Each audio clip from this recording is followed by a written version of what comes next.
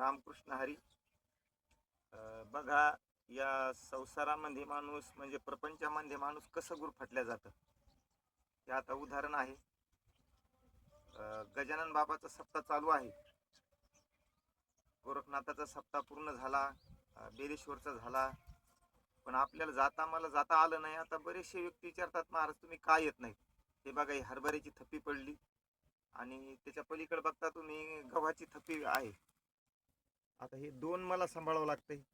पलीकडे भुईमुग आहे, त्याच्या पलीकडे शाळू ज्वारी आहे आणि हे इकडचं रान पाण्याखाली आणल्यामुळं झालं. भले दोन मुलं आहेत, पण करता काय, हे माझ्या आलं ना माझ्याकडे सांभाळावं लागतंय, जागल करावं लागते. याला नाईलाज आहे आता. म्हणून माऊली म्हणले, दुजे जवजव वाढे तव तव संसार भये जोडे. इकडं जर नसतं पाणी आणलं तर खूप आनंदात परमार्थ करता आला असता. रामकृष्ण हरी.